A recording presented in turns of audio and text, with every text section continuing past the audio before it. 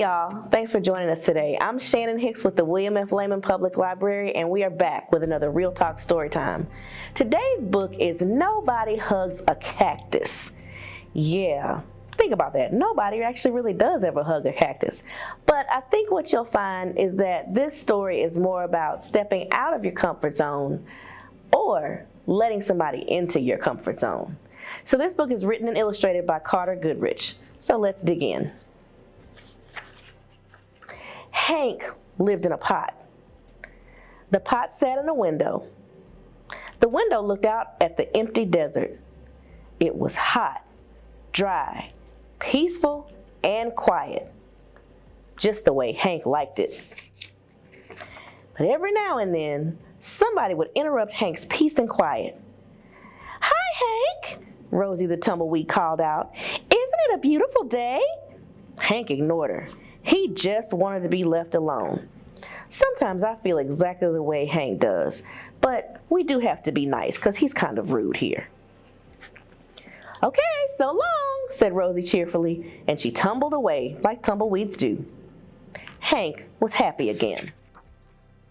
But just as he was beginning to relax, "Hello!" shouted a tortoise. "Private property," yelled Hank. "Keep out." The tortoise was so frightened, he hid in his shell. Hank was still yelling at the tortoise when a jackrabbit dashed by. "Hiya, Prickles!" she shouted. "My name isn't Prickles," Hank yelled back, "and stay out of my yard."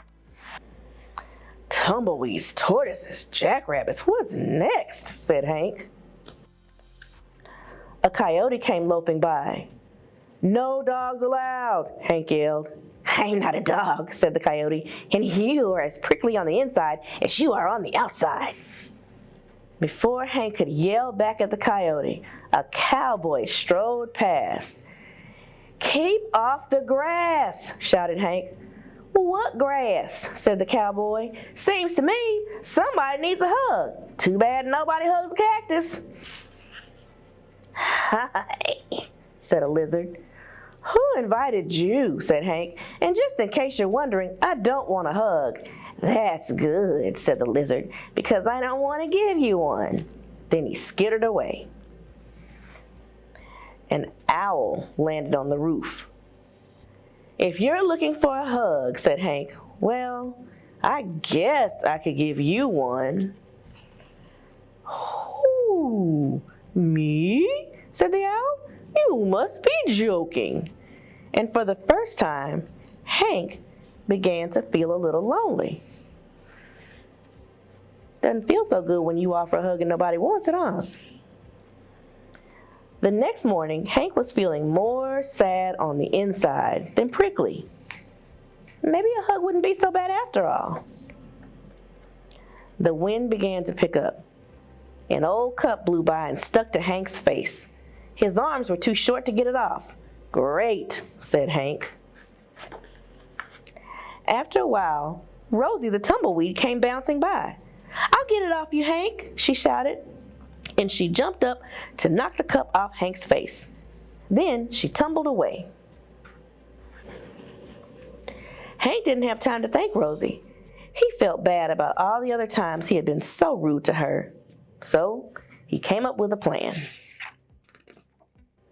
Hank decided to grow the best flower he could and then give it to Rosie as a thank you gift. Hey, did y'all know that cacti, which is the way to say more than one cactus, did y'all know that cacti can grow flowers? It took days, but at last it was ready. He couldn't wait for Rosie to pass by again. When at last she finally did come bouncing back, Hank held out the flower. "Look, Rosie," he said, "I grew it just for you." Rosie was so surprised, she jumped up and gave Hank a great big hug. Wow, it felt so nice, Hank didn't want to let go. And as things turned out, he couldn't. Rosie and Hank had become stuck together. But they didn't care. After all, it's better to be stuck in a hug than stuck all alone.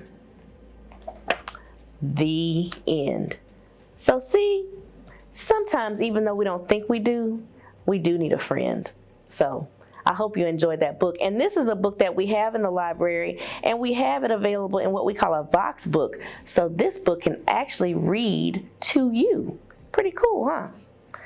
Thanks for watching. If you like this video, please leave us a comment or share it with your friends and family. Also, check us out on Facebook, Instagram, Twitter, or our website, laymanlibrary.org. And don't forget to subscribe to our YouTube channel so you can see more of our great content.